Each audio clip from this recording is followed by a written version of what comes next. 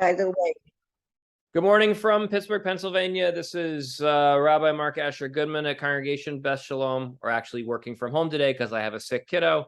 We are doing Talmud Rosh Hashanah. We're on page 34a. I was doing a little pregame with the crew to give them the heads up that there's going to be some sticky halachic reasoning for the first few lines, and then hopefully we'll smooth out and get into an interesting section. I brought my shofar today because at some point, if we move briskly enough, we'll get into a section which will start to deal with the time of year that we're in. So for those of us who are at synagogue on Rosh Hashanah, first day and second day, it is the year 2022 in the Gregorian calendar. We had 2 days of Rosh Hashanah throughout the world because, of course, Israel also celebrates 2 days of Rosh Hashanah. And we got a chance to really look at, to hear the tikkiot and the truot and the shivarim. And it's a great, this week's class is going to cover, for the first time, now we're 1.5 pages from the end of the entire tractate of the Talmud. We're going to find out why we do the order of the blasts the way we do them, and by the way, I said that knowing that if we decide to slow down and not get to it, that I'm just actually introducing next week's class, which is possible. Okay, and with that, although I think next week it's second day Sukkot here. The next 2 Mondays are Sukkot and Shni Atzeret Simchat Torah. So we're going to be off for a little bit, and that's just how it's got to be. I mean, the irony of we can't learn Talmud because it's a Jewish holiday is annoying, but I have to. You can't dance at 2 weddings, and I can't be in 2 places at once. All right, with that, let's do some Talmud. I will share screen with everybody.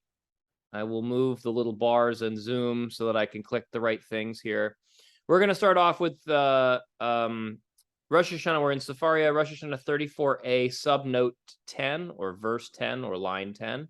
We'll start there, and hopefully that will be satisfactory. That will mean we'll do about 2 lines, I think, or maybe 4 lines of review, and then we'll get into it. Elisheva, you've got your mic on, so I'm going to have you read first. Matzinu lemedin, shalosh taruot v'shesh tikkiot ne'emru b'rosh Hashanah, shtayim midivrei Torah ve'echad midivrei sofrim. Shabbaton zichron trua v'ha'avarta shofar trua midivrei Torah. Yom trua yelachem latalmudo huba. Consequently, we are found to have learned that 3 truot and 6 tikkiot are stated with regard to Rosh Hashanah. 2 of the truot are required by the statement of the Torah, and 1 by the statement of the sages. That is, based on the verses, but not derived directly from them. How so? A solemn rest, a memorial of blasts, truah. And then you shall make proclamation with the blast of the shofar, truah. These apply by Torah law. However, the verse, "It is a day of sounding the shofar, truah, to you," comes for its own statement. That is, for the verbal analogy, which teaches that the halachot of the wilderness apply to Rosh Hashanah as well. Consequently, the 3rd truah is merely alluded to in that verse, and its obligation applies by rabbinic law. Right. So as we talked about last time, the word truah is used in 2 verses. That tells us that we blow truah in our. We don't know about the sets yet, but we will eventually clarify that we're sets. At this point, so one of the principles that we've talked about in this class through the years is a principle that I very much like from what I was taught in yeshivot and in rabbinical school, which is to not get ahead of yourself. My rabbi, Dr. Pinchas Giller, used to say, Ram Das, be here now, right? And that the famous Buddhist thinker and writer Ram Dass would say, be here now. He was talking about your existential spiritual state. It works for Talmud too, which means to say, don't get ahead of yourself. Think about what the Talmud means right now. Be here now. Another way to say that in more yeshivish language is how are we holding, right? How are we holding is to not look at the Talmud as if we're trying to figure out the law based on, you don't go to a Talmud class and say to the teacher at the beginning of the class, what is the halacha with regard to X, Y, or Z? The question that you really want to ask as a Talmud student, which is really weird, but it's an interesting one. It's kind of like reading a book, right? If you're reading a whodunit mystery novel, you don't turn to your friend in the book club who's halfway through the book and say the butler did it, right? Like that's not cool, They want to get to the conclusion too. You want to find out how are we holding. You want to turn to your friend and say, so you're at chapter 26. That's where the maid of honor actually poisoned the cake, right? And they say, yeah, right? Like no spoilers here. So no spoilers in this context would basically say, going back to this idea of like sets, which we're going to get to, the blowing of the shofar in sets. Right now, all we know halachically is we do 3 truot based on this verse. And actually, if you go back a couple lines, we are still not entirely clear what a truah is, right? And the words that they used earlier were that it was a gavach or a lula. And a gavach and a lula is translated as either a whimpering or a moaning. And so the rabbis are unclear completely about whether a truah is this or whether it's... We don't hear it. Oh, right. I forgot to do original sound. I love it. I love it. In order to fix it, I have to stop share. I have to click the button. Thank you for telling me that. By the way, we had this problem in Erie. Not exactly. I remembered to do it right before I switched it over. And then I had to explain the button. So this is the challenge of being a small town rabbi. You are tech support, shofar blower, rabbi, page caller, usher, all things at the same time. Let's do it again. All right, here we go. So what I was explaining was truah is either a whimpering or a moaning, and we're not entirely sure what that is. So it either sounds like this, or it sounds like this.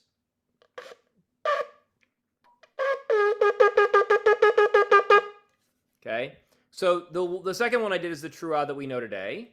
And the earlier one is what we really know of as a shivarim. It could also be that it's not temporally based because the length of the blast is not necessarily what the rabbis are talking about.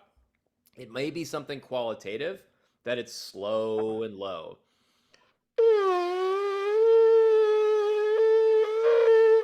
I don't know how I did that, but in my mind, I basically said, like, blow it sad. And I don't know if that worked, but in my head, I was like, let me try that. Let me see if I can blow it a little moanier than I would otherwise do it. All right, let's go back to the Talmud and see what it says. So liturgical blues. Yeah, right? Right. Yeah. All right, so as we're holding right now, there are 2 halachically obligated truot, and then a third truah that is rabbinically mandated. And that's the reason for that is the word truah appears twice, literally, and the third time it is yom kol shofar lachem. I think is that what is it? Vahavarta yom truah yeh lachem. Is the Hebrew word. Is the day of sounding the shofar. And they understand that the word yom truah and the word and the actual word truah are to be interpreted differently. That yom truah isn't necessarily a direct implication that you actually blow a truah, which is interesting. You could make the argument that the word truah appears 3 times, so halachically you'd have to blow 3 times. But they say no, 2 of them are Talmudic or Torahitic, and 1 of them is rabbinic. All right, with that, let's keep going. Noreen, will you unmute yourself and give us line 11? Okay.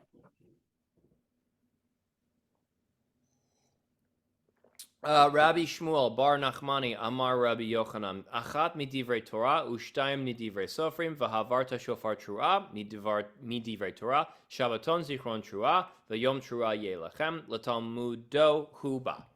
Rabbi Shmuel Bar Nachmani said that Rabbi Yonatan said, one teruah applies by Torah law and two apply by rabbinic law.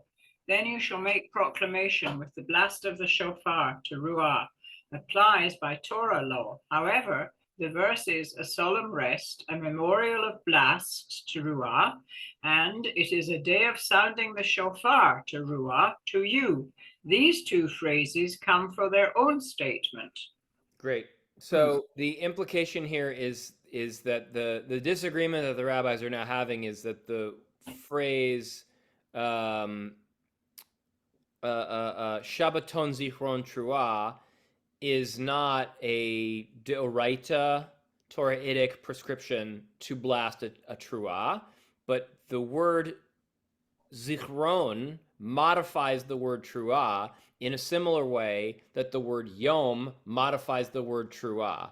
And therefore, those become rabbinically ordained, whereas everyone agrees, v'havarta shofar truah, right? And by the way, the reason that we're doing this is you'll see in a second.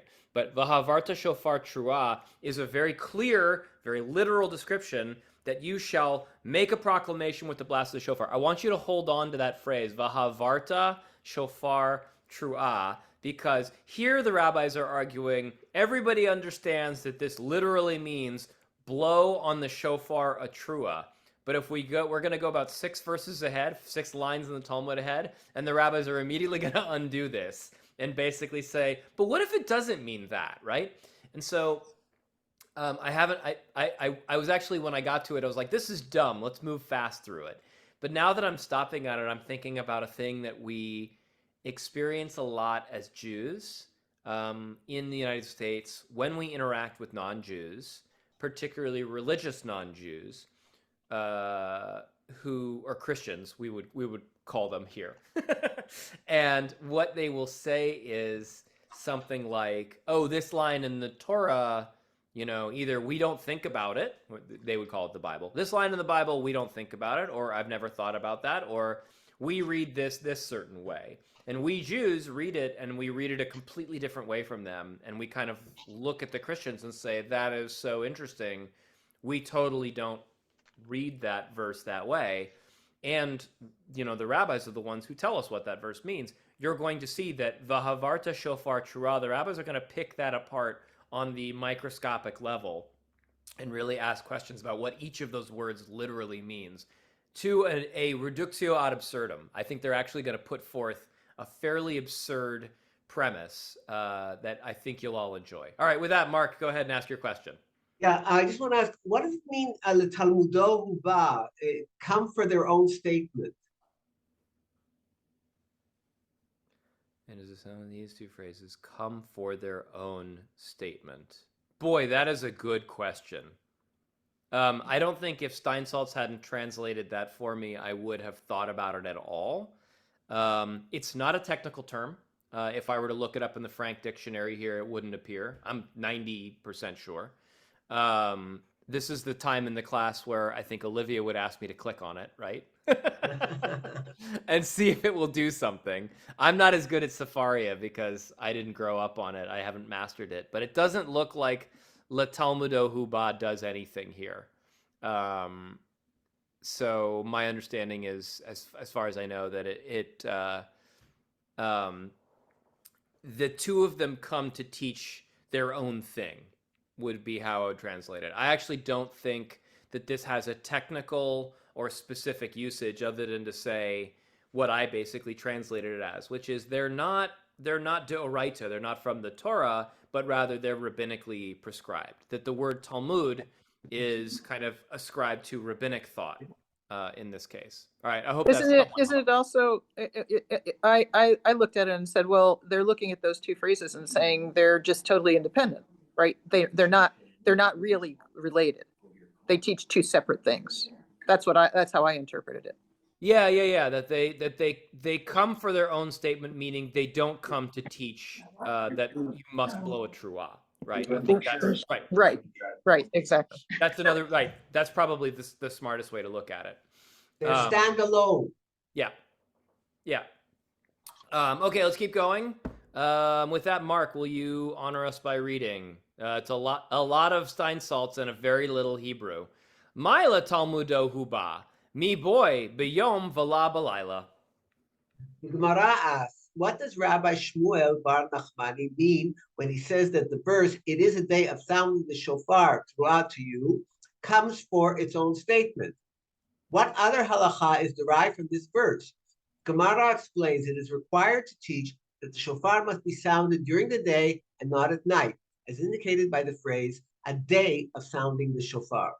So this sort of answers Mark's question, but I actually think it sort of makes it more complicated, which is to say, Le Talmudo Huba is to say it makes its own statement, meaning it is not a halachically derivable principle regarding whether you do truah, but rather it is a halachically derivable principle about the word yom. That the word yom is the key here, right? That it says yom truah, and that means that we blow shofar during day and not night. Now, if you remember, if you were with us last class, this led people to ask the question, on Yom Kippur, we blow at night, our Tikiyah Gedolah, to end the fast.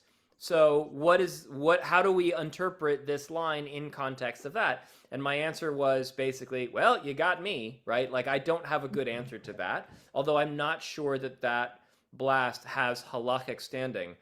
Going through Rosh Hashanah this last year, I was very punctilious on two things because of our studies in this tractate, okay? One thing was we learned that the amount of time for a tekiyah, for a shivarim, and a truah should be roughly the same, right? That was a thing we learned a couple weeks ago. And so I was extremely focused, right? Everyone has kavannot, a spiritual intention, when they go into shofar blowing. In fact, one of my friends here, the Kedushat Levi, has an entire page, I'll show it up to you if I can find it, of Kabbalistic, Hasidic Baal Shem Tov interpretations. I'll come out of this share screen if I can find it. What you should be thinking while you blow the shofar. And it's I've photocopied it and used it in the past. Here it is. I think it's fascinating and really fun to do, but I've tried to drash it to a congregation and thought to myself, this is not of any interest to anyone. So I'll just give you an example. It says in the first line, so in the first set for Tekiyah, Shivarim, Trua, Tekiyah, you should say Tekiyah, and then your intention during that first Tekiyah should be Avram Oleh Umoshech Ha-Mochin V'Naaseh Kiseh. For Shivarim, you should think Yitzchak Oleh Umit Pashat Al Sium Kol Hud. For Trua, you should say Allah Elokim Yaakov David. And then for the final Tekiyah, you should think Yaakov Umachnis Netzach B'chokhma Hod Bavina Yesod B'dat. And then it says something 5 letters of an acronym, and I don't understand. It says Desvira. So you should do a Kabbalistic intention in your mind about Avram, Yitzhak, and Yaakov and the different sfirot interacting with one another. And that was just for the first set, right? And there's a full page of more of these, right? So me, instead, when I was doing it, I was really focused on two things. One, make sure your tekiyah, your shivarim, and your teruah are roughly the same length, because we learned that on page 33. Second, absolutely make sure that the tekiyah at the end of one set and the beginning of the next set do not overlap in any way. Make sure your stop is very clear, because we also learned that as two very important things. So the last thing that I was going to say, why am I bringing this up, is I was very punctilious this year about things like the Talmud says we do these things in these places for this reason. One of the things that the Talmud does not prescribe, or actually two things that it does not prescribe that are in this prayer book, we use Harlow here in Erie, is if you use Harlow, it has some congregations Some congregations blow during the silent Amidah, which I've seen before. But it doesn't say that in the Talmud, right? So me being me this year, I was like, well, it doesn't say it in the Talmud and we're not going to do it. And then there's another thing that happens, and maybe you have this in your synagogues, and I noticed it and immediately said, we're not going to do this because the Talmud doesn't say so, which is there's a Kaddish Shalem at the end of Musaf that has right after Titkabel Slotchon Uvatchon, it has another set of Tekiah, Shavarim, Terua, Tekiyahs, right? Mhm. And I was like, Talmud doesn't say anything about that. We're not going to do it, right? By the way, the Talmud doesn't say much about Kaddish at all. The Talmud does mention the Kaddish in Tractate Brachot, but doesn't spend much time on it. And so I saw that was what I decided this year. Now, next year I may change my mind and do something differently. I don't know why we blow in those places. My suspicion is that it is related to a later, probably medieval or post-medieval tradition that says you must blow 100 shofar blasts. And in order to get to 100 shofar blasts, I believe you have to also blow shofar during silent Amidah and during Kedusha. But I also don't know where the tradition of 100 shofar blasts comes from. We're through 34 pages of the Talmud, and we've never seen that before. So anyhow, all right, that's my explanation of this concept of Yom Velo Balayla, which is overwhelmingly our shofar service looks like the Talmud tells us to, but not entirely, because I gave you several examples of where we don't do it exactly the way the Talmud tells us. All right, Marian and then Elisheva. Yeah. First of all, it always bothers me about this discussion about a day, because there are places where a day means 24 hours. That's a day. And other places where it's just daylight day, daytime. And the other thing I was going to say is in the Israeli Masorti Machzor, they do have an indication for a set of shofar blowing during the silent, but we don't do it. I think it's very disturbing if you want to the guy yourself. That's and but we did do the shofar blowing, or was that in the daily minyan during the Kaddish Shalem after those at the verse. Yeah, that's my take too. Bothering people during silent Amidah is not good. It seems counterintuitive to me. Ilanit posted something in Wikipedia that I'll look at, that you should all look at now or after class, about how you get from 30 to 100. So it's really good. I'll also say that to kind of put it all together. So the traditional 100, what you're saying is you need 30 during the silent Amidah, and then you add 10 during the final Kaddish. What they did at Beth Shalom is because they also didn't want to interrupt people during the silent Amidah, but they wanted to get to 100. They did 40 during the final Kaddish at the end. Huh. Is that in the book, or did they? No, I don't think it was in the book. That's just what they did. That's just what they didn't do any during the silent Amidah, but they still got to 100. Here at Beth Shalom, there's a lot of someone decided to do it this way, and that's how we do it now on a lot of things, and I just kind of roll with that. But yeah. All right, Elisheva, I called on you a while ago, and I didn't call on you. Go ahead. It just occurs to me with regard to the 100 blasts, that being a later ruling. I wonder, and I don't know where the other ruling comes from, but is it any relation to deciding we have to say 100 blessings every day? My recollection is that the 100 blessings thing appears. That's a good question. My recollection is that the 100 blessings thing appears in the Talmud, but the other thing doesn't. Now, so I don't know why I'm like this. I'm starting to think out loud about it, but I remember going all the way back to rabbinical school, and even before then, I had a predilection that if the Talmud said you should do it, or if the Talmud had a minority opinion that said you might be allowed to do it, I was inclined to lean that way. And anything that is post-Talmudic, I was always inclined to ignore. And that is either my failing as a rabbi or my superpower as a conservative rabbi.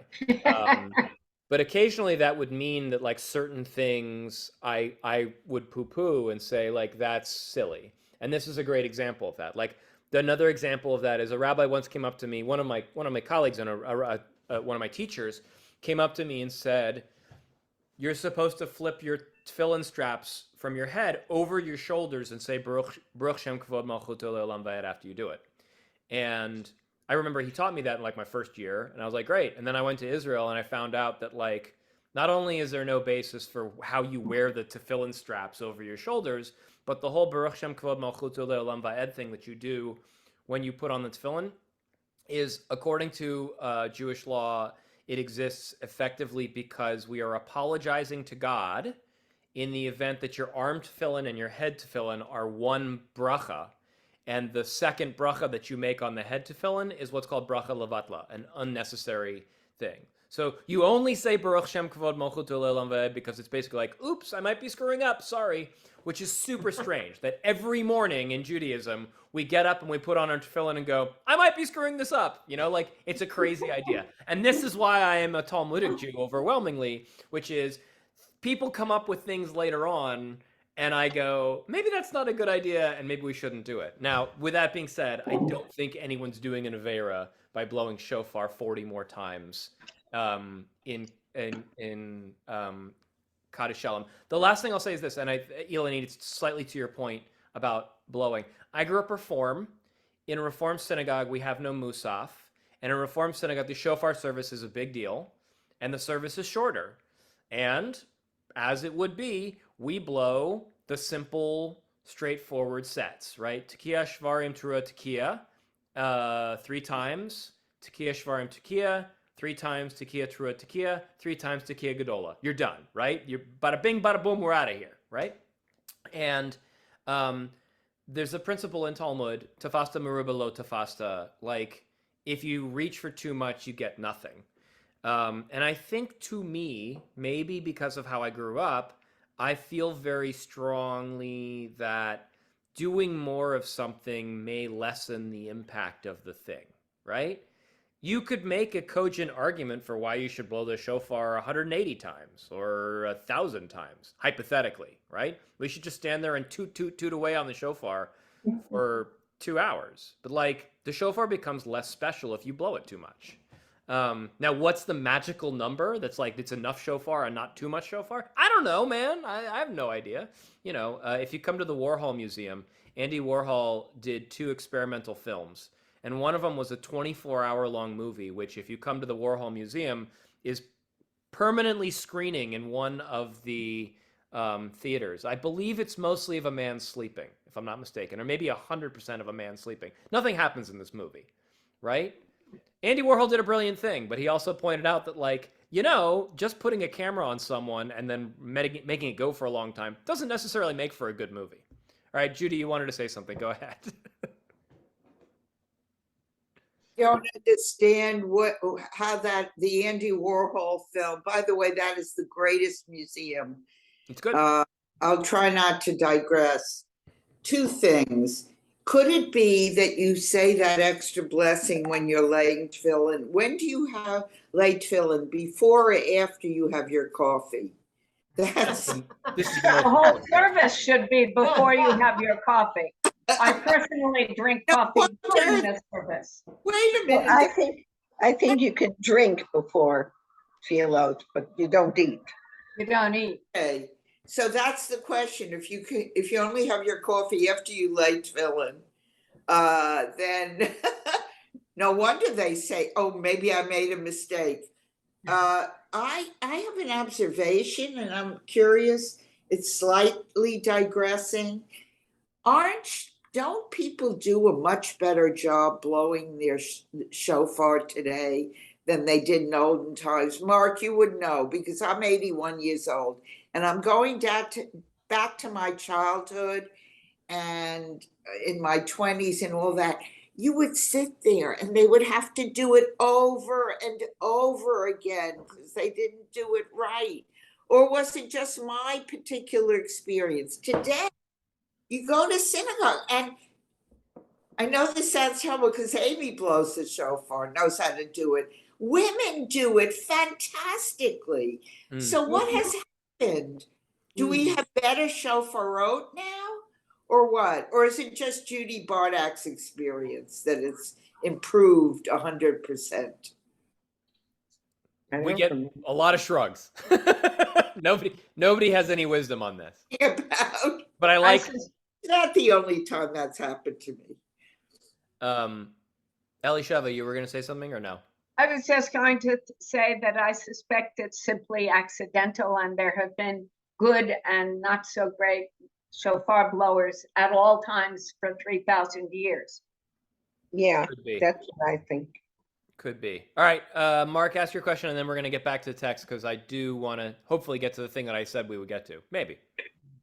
In regards to your comment about the Andy Warhol film for 24 hours where nothing really happens, I'm reminded of, I watch it from sporadically, the Big Brother. You have it also in America, right? Big Brother programs? Not the 1984 version, but the now version. And people actually spend money to be subscribers to a television channel where they can see these people 24 hours a day making omelets or going to sleep, and it's strange. Mark, I missed the thread. How is that connected to shofar? No, it's connected to the Andy Warhol movie. Oh, got it. Sorry, I was jumping back in. Yeah, no, that's it. Yeah. There's a principle in Talmud called gufa, where if you use the word gufa in the Talmud, it means, let us return to the body of it. Rabbi Jeremy Marquise used to quote his friend, Rabbi Adir Yolkut, who's a friend of mine up in New York, and he would translate gufa as "meanwhile back at the ranch," right? Like one of those ridiculous narrator cuts in an old Western from the 50s that would explain what's going on in the other scene. Yeah, so if you're watching Rings of Power, the new Tolkien thing, that actually, I met several people who hated it because they were, in the first episode, they were cross-cutting 4 different characters in 4 different locations, completely unrelated stories one to another, and people were just totally confused because there was no narrator jumping in saying, "Meanwhile, back at the ranch." So Mark did "Meanwhile, back at the ranch." Okay, back to the text. With that, let's see. Who do I have to read?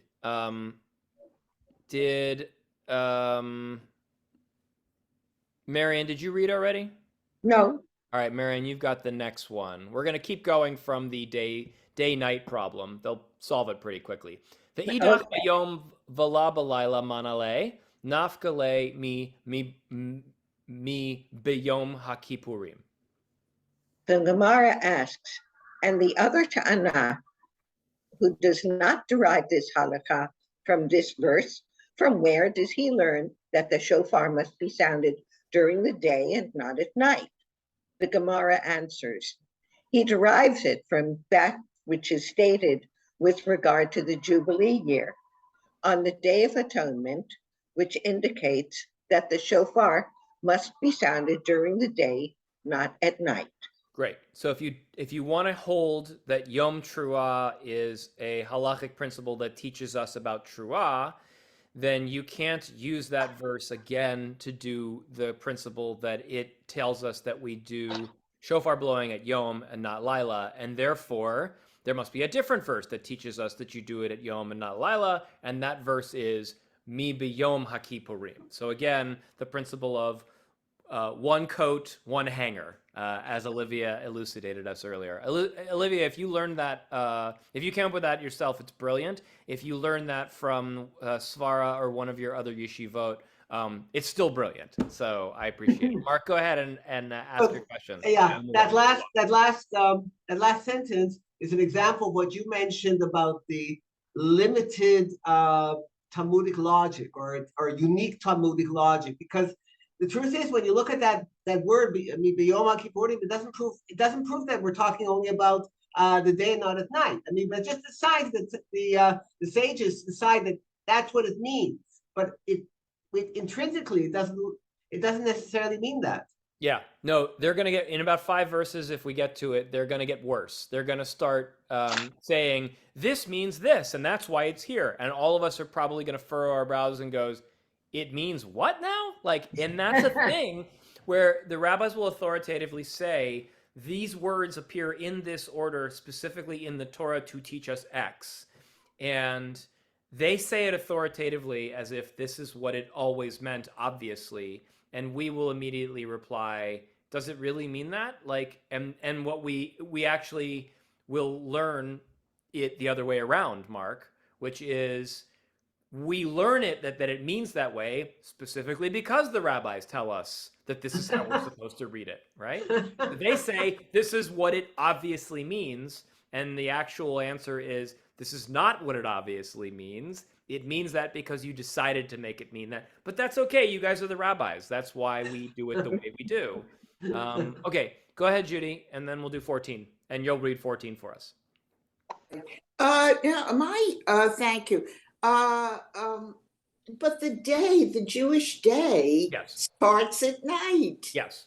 That's so weird, but Yes. it's the truth. It and is. on Yom Kippur, particularly, you're supposed to wear your talit, aren't you? Yeah. Yeah. You wear your talit starting at the evening service. That's right. And it's one occasion you don't repeat the blessing in the morning. Yeah. Right. Because Right. you presumably have it on all, right, exactly. It's It a is continuation. It is to Mark's point perfectly, Right. which Okay. is the rabbis tell us it means X, and we only understand it, and in this case, X being Yom means day, and we understand the concept of day meaning daylight, not Vayera Vayivoker Yom Rishon, right? Like, Yeah. and it was evening and it was morning, aka the evening is the beginning of the halachic day, which they could have Right. interpreted, right? We begin blowing shofar in the Erev service, and then we blow again at Shacharit and Musaf, and then again at Mincha. Why? Because this verse says X and this verse says Y, and this. I mean, I could make a very cogent rabbinic Talmudic sounding argument for why we blow in the evening, the morning, and the afternoon by parsing together verses. However, it's the 21st century. I was not in the Sanhedrin, and therefore I don't have the authority to do so. No. Go ahead, Elisheva. That you brought up wearing talit at the eve of Yom Kippur is interesting because the tzitzit, we are supposed to see them, is interpreted as meaning we only wear them during the day, meaning daylight. Yes. So when we wear them in the eve of Yom Kippur, which is definitely not daylight, we are somehow redefining it as daylight. So then it should mean the whole 24-hour day. Right. Rambam in Mishnah Torah categorically states that he doesn't believe that there is any mitzvah to derive from wearing your talit katan at night.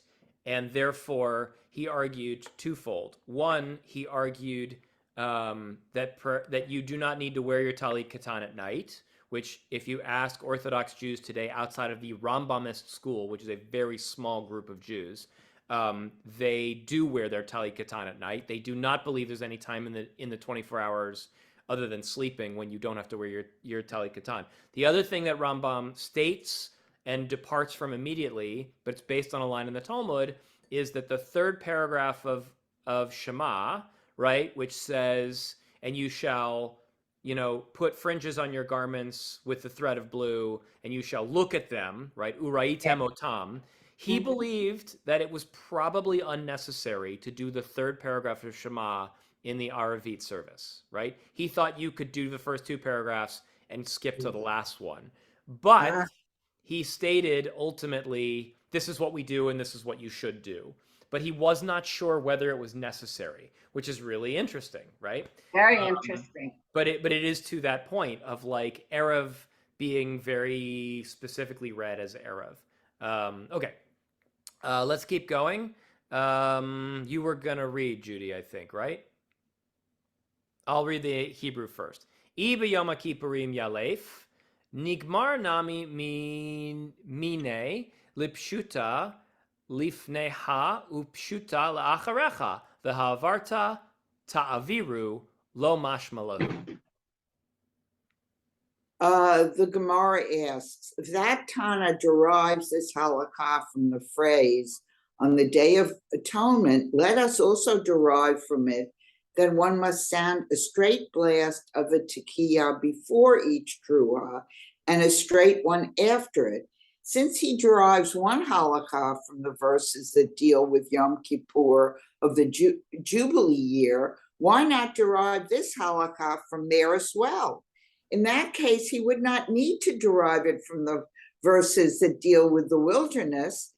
The Gemara answers, the phrase is, then you shall make proclamation, and you shall make proclamation from the same verse do not indicate a tekiah, according to him, as they come to teach a different matter. I am totally lost. It's don't worry. It's one of the things I was warning folks about at the beginning of the class, which is it's a little weird.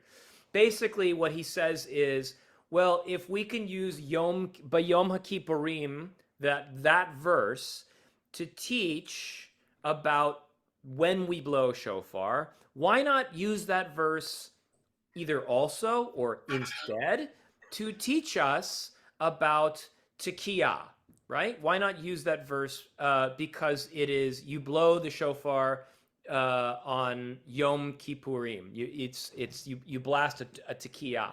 And the word that's used there is vehavarta. And his answer is, you shall make proclamation.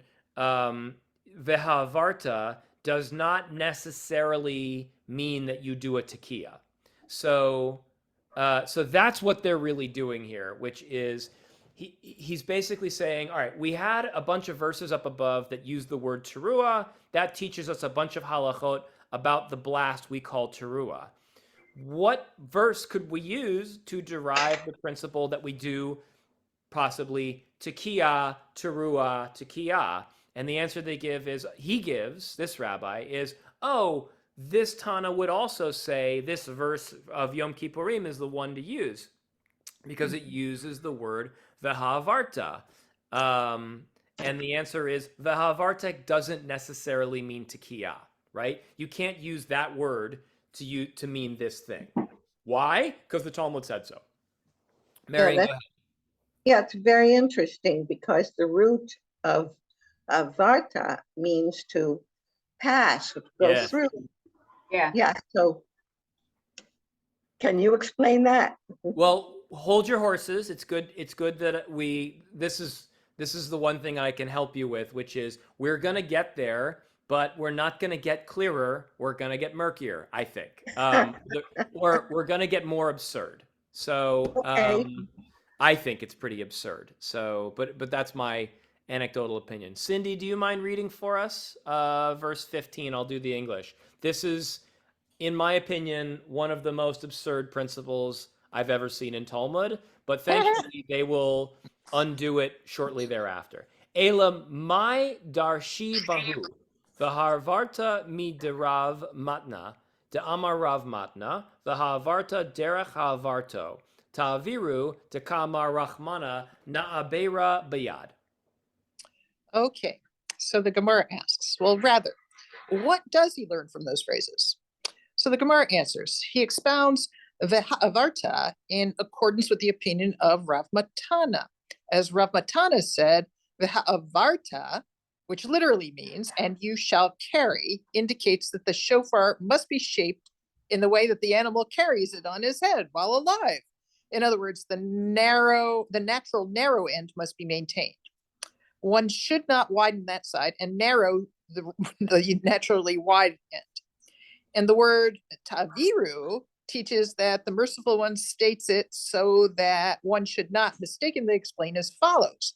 Let us merely carry the shofar by hand throughout the land rather than sounding it. Okay. So let me explain. We're dealing with the problem that the rabbis, the same legal principle that the rabbis were dealing with before, which is if we have two different verses that use a word that seems to teach us a halacha about shofar, what do each of the verses independently teach us? So we have been told you can't use vehavarta as your basis for tekiah. It's the wrong word for the wrong halacha. So then the question that the rabbis ask is, what do we do with these two verses that teach us ta'aviru, right? Vehavarta, with the root core word being avar. Avar meaning proclaim with a shofar in the context of the verse, but also avar meaning to pass over or to move from one place to another, right? To change places would be to ta'aviru, right?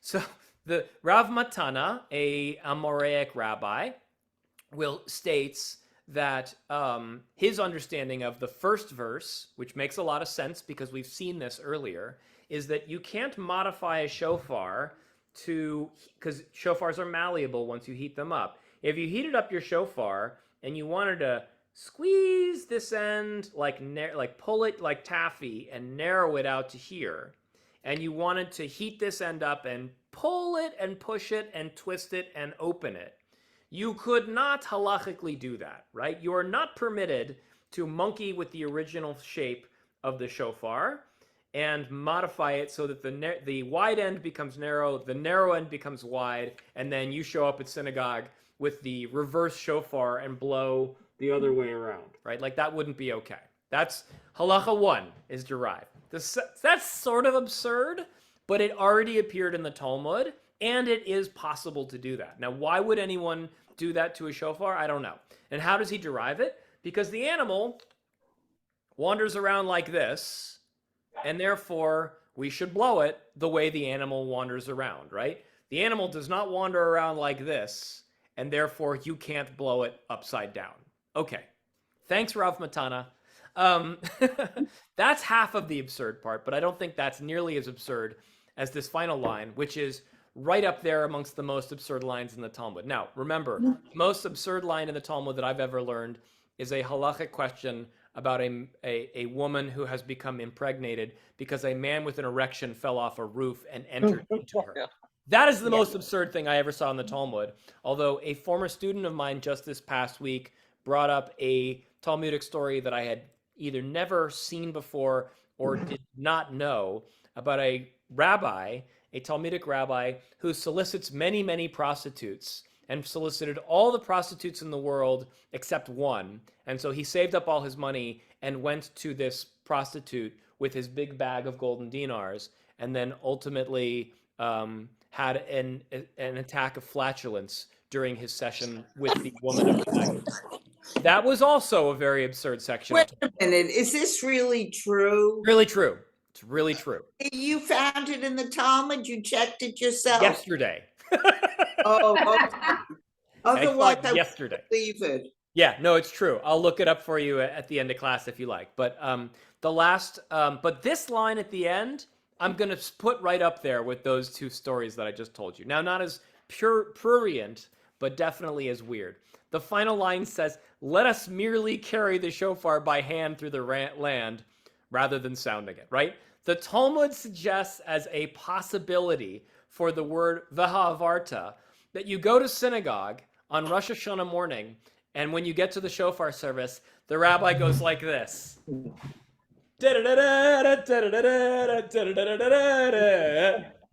we've done the shofar service. Congratulations, everybody. Right? Like, how crazy is that? The rabbi suggested that the shofar is purely a decorative element that needs to be walked, right? That like that maybe our shofar service could have been, hypothetically, like our Torah service, right? Vayhi bin Saharon, Vayomer Moshe. We took out the shofar and walked it around, and we held it up to the audience, and everybody went, "Wow, what a beautiful shofar!" Right? Like that's That's what the rabbis are suggesting. I think that's nuts, right? Not quite fell off the roof with an erection nuts, but close. All right, go ahead, Olivia. And they still got to walk it around 100 times. Okay, what I raised my hand to say was trying to figure out what's at stake for them in getting this. Like, I can't imagine they don't also think this is absurd when they're saying, like, you could read this phrase this way, right?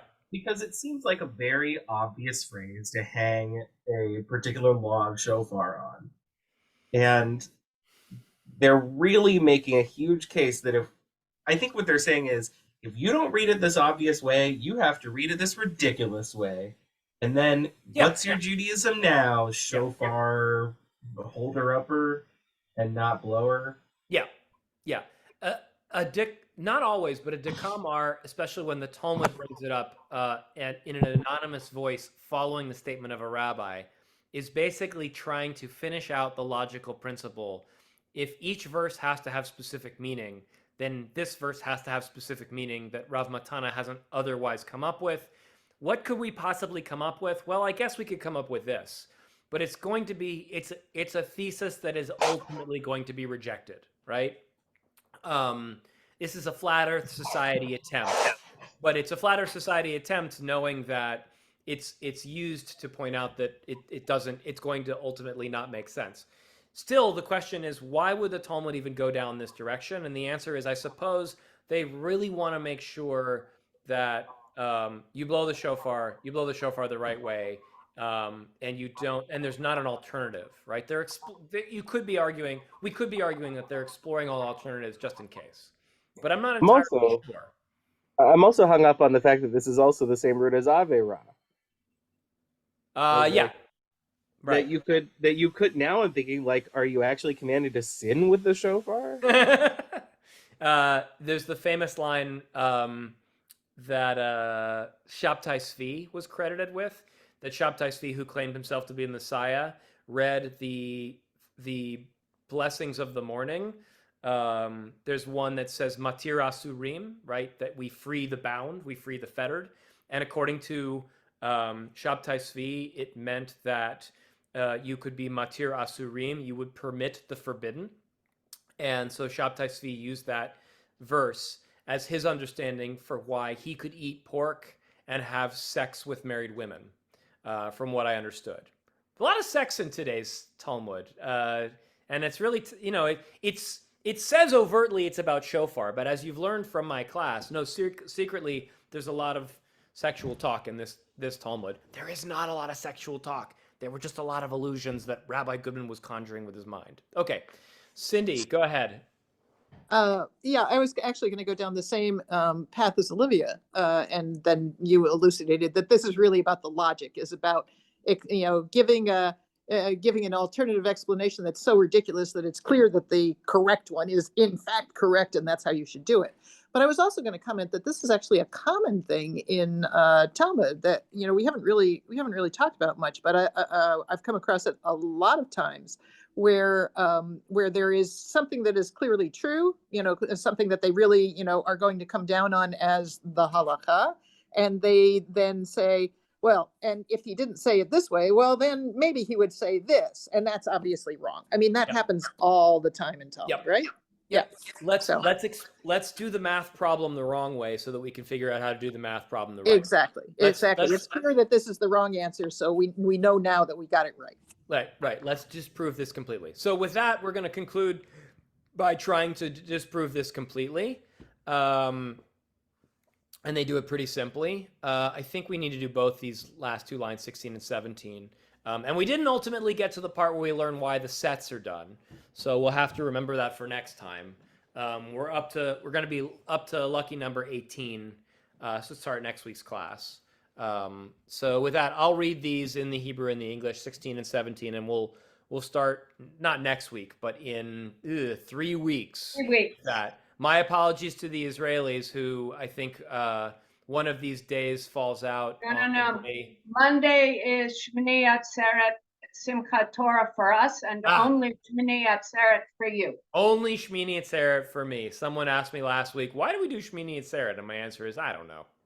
Because it's a whole holiday of itself. I don't know. It's ridiculous. It's no better or worse than the 7th and 8th day of Pesach, which, observant Jews have to explain to their bosses, I'm taking these 2 days off, and the answer is, and the response is, why? What is the holiday? And the answer is, it would take too long to explain, right? Okay, 16. V'idach de Rav Matana mi deshani mi midibur a. The Gemara asks, and from where does the other Tana derive these halachot, as he used this verse to learn that the Trua must be preceded by a tekiah? The Gemara answers, he derives the halacha of Rav Matana from the fact that the verse changed its normal language. It employs the term ta'aviru instead of titkeu, the more common expression for sounding the shofar. Okay, so I don't know if that was super helpful, and it's not necessary for the next piece. Ta'aviru biyad lo matzit amrat. De gamar avara mimoshe. Ketiv hacha. V'ha'avarta shofar trua. Uketiv hatam. V'yatzav Moshe v'aviru kol b'machaneh. Malahan b'kol afkan b'kol. Okay, this is our rock solid rejection of the idea that you could fulfill the obligation of shofar by going da-da-da-da-da-da-da-da-da-da-da-da-da. None of you laugh at that. I think it's really funny. Okay. As for the concern that one might think the verse means you shall merely carry the shofar by hand and not sound it, you cannot in any event say that, as the Tana derives by verbal analogy between the root avara used here and the same root avara that is found with regard to Moses. So what they're about to say is the word avara is used in a specific way, and it doesn't mean in this context pass the shofar back and forth. He continues, it is written here meaning one verse, and there meaning another verse. Then you shall make proclamation, v'havarta, with the blast of the shofar. This is where they might derive the idea that havarta means pass it by hand, walk it around. And it is written elsewhere, there's another verse that explains how we use v'havarta. And Moses commanded, and they caused to be proclaimed through the camp. Just as there with regard to Moses, they proclaimed with a sound, so too here the proclamation must be made with a sound. So they're not saying that in Exodus 36:6, the other verse, Moses blew a shofar in the camp. They said Moses gave an instruction and people walked around and verbally, by voice, gave the instruction. And therefore, by voice, we are obligated to make a proclamation. It is a sound and not a physical passing. And that is the basis for why we have rejected the idea, absurd as it might have been, that you pass the shofar through the congregation and you fulfill the obligation of the shofar service. All right, that's all the time we have for today. Judy, go ahead and ask your question, and then I'll turn off the recording. To me, one of the most incredible things is that our as the mother religion for the two great Western religions, but being the people that we are, how did God create the world? By speaking, right? By sound, right? And we are a people of sound. And that is there are whole other ways that God could have created the world. Right. That is a great I love that. That is a great spiritual conclusion to our class that I wish I could have offered had I not been so focused on other ridiculous things. But the idea that it's a thing I brought to my religious school class when we started the school year, which is we learned Vayomer Elohim Vayhi Or, right? God spoke and said, let there be light, and there was light. And that's absurd because God doesn't need to speak to make things. God can make things by just thinking it in the parlance of our current media environment and the news. But God did not. God spoke. And it shows the power of speech and the power of sound for us at this high holidays, that we need this sound to transform us and move us forward. All right, with that, I'll turn off the recording. I hope all of you have a great rest of your day.